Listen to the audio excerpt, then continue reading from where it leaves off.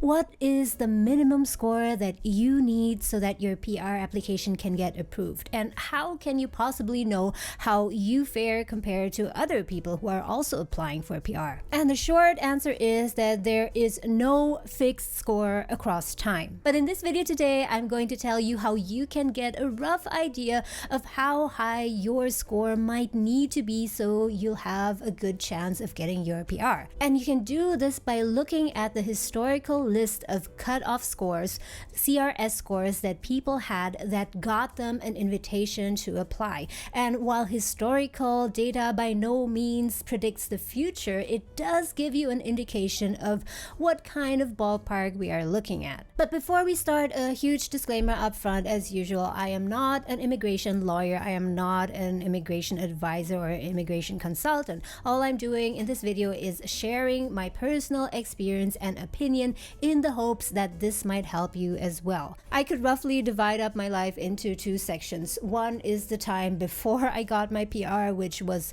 a very frustrating and nerve-wracking time, and the time after we got our PR, which is now, which I must tell you is an incredible feeling. So depending on how far you're in your PR process right now, and in case you're applying through the Express Entry program, I'm pretty sure you know that you first have to set up your Express Entry profile. Now after that, you will potentially get what's called an ITA, or an invitation to apply, if you meet a minimum cutoff score in a particular draw. And in case you want to know about the CRS score, which stands for Comprehensive Ranking System score, you can check out this video here where I talk about it in great length. Back to the cutoff score. So every few weeks there is a draw for invitations to apply. Well, some draws are for all of the Express Entry programs, some are just for the provincial nominee programs, etc. We got our PR through my husband's application through the CEC program, and the requirement for that is to have 1 year of work experience in Canada. So if you're curious to know more about that, you can also check out this video up here. And by the way, we got our invitation to apply, and you might not believe it, with a CRS score far below 500. And that's also something I will talk about toward the end of this video, where I'll tell you why you need to make sure that you apply for PR as soon as possible, even though you might not really think that your score is high enough. So now back to the question. You want to know, how do I know whether my CRS score is high or low, and how do I compare to others? And luckily here in Canada, all of this information is transparent and publicly accessible. You simply need to go to canada.ca, and we're going to do this together now, and simply enter in the search box Express Entry Invitations. Go to search. If you scroll down a bit, you will see there's a link to Express Entry rounds of invitations, and let's click on that. If you look at the right side, there are reports that go back as far as the year of 2015, so you can just go ahead and click on these years to get a rough idea of what the scores used to be in the past. Returning to the present, let's scroll down further, and here you will find the latest draw, which at this date is draw number 228 on August 3rd, 2022. So here is the high-level summary, but let's just go on the full text of ministerial instruction to have the full details. So here you can see that in this round of invitation number 228, there were 2,000 invitations issued. And if you go and click on this little asterisk here, you can see that this covered candidates from all Express Entry programs. So in order to get applied, you would need to be ranked number 2,000 and above, because they let 2,000 people into this program in this particular round. And the minimum cutoff score, or the CRS score, of the lowest ranked candidate invited would need to be 533. So if your score right now is 520, then unfortunately you will not receive an invitation to apply. But if you get a score of 533, and at the same time, let's say 10 other people also have the same score, then what happens? And that is explained right below this. Here's what's called a tie-breaking rule, which says that if more than one candidate, let's say 10 candidates, have the exact same score of, let's say, 533, then the cutoff will be based on the date and the time that they submitted their Express Entry profile. In simple words, who submitted first. Now let's go back to the overview. If you scroll down further, you can also access previous rounds, not just the latest. So if you click on See Previous Rounds here, you will get access to a list of the previous rounds, which I find just amazing. I love how transparent this system is. You can see that for some rounds, there is no particular program, but for other rounds, there is. For example, here, the provincial nominee program. So let's just click on that. That is round 225.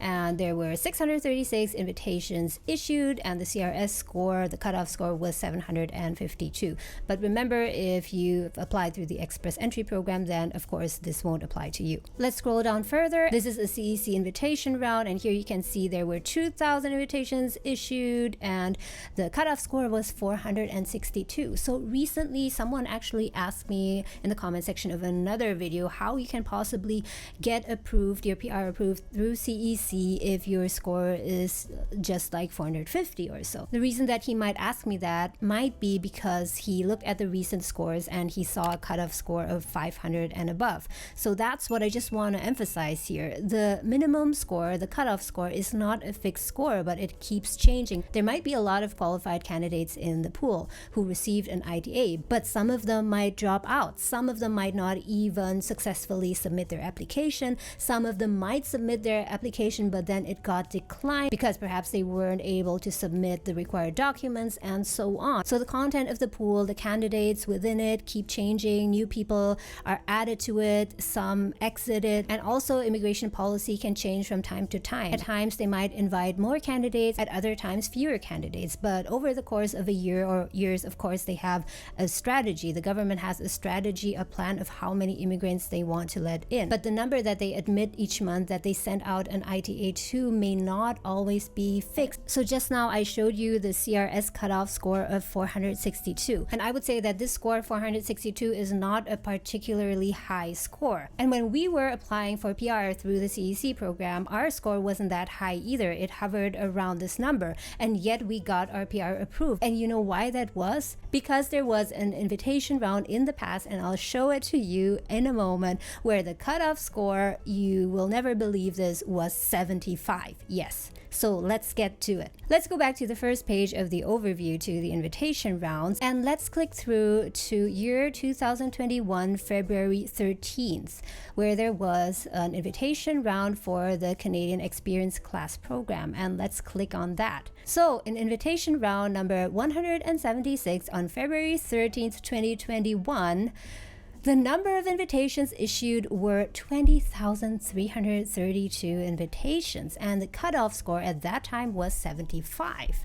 So that, of course, was really unexpected, and we almost didn't believe our eyes. And of course, you would say this is a one-off. And I agree, this is not something that's likely to be repeated in the future. But then again, you never know, right? You never know how these cutoff scores fluctuate and how the immigration policies change. So because of that, I personally would never take the risk of not being in the express entry pool. Because, okay, and I feel so bad for this person. So there is someone that we know who was planning to apply for PR, but he kept postponing it because he just felt that his score wasn't high enough and that he wouldn't have a chance. So he wasn't in the express entry pool to begin with. But then this invitation round happened with a cutoff score of 75, and can you imagine how disappointed, how frustrated he was, knowing that he would have definitely get an ITA, an invitation to apply, had he just been in the pool at that time. I mean, his score wasn't high, but it was definitely around the 400s or close to it, and in any case it was much more than 75, right?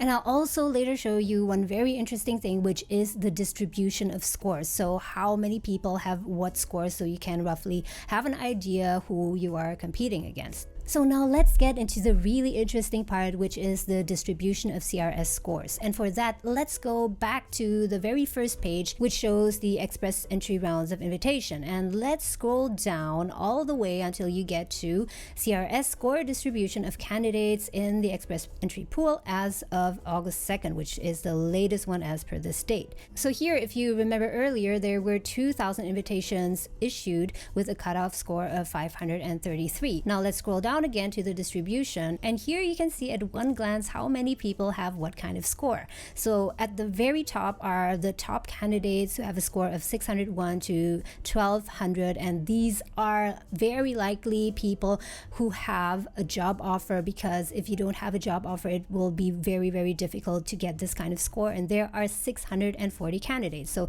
these are people that definitely get an ITA. And then there's a group of people who have a score of 501 to 600. There are almost 9,000 of those.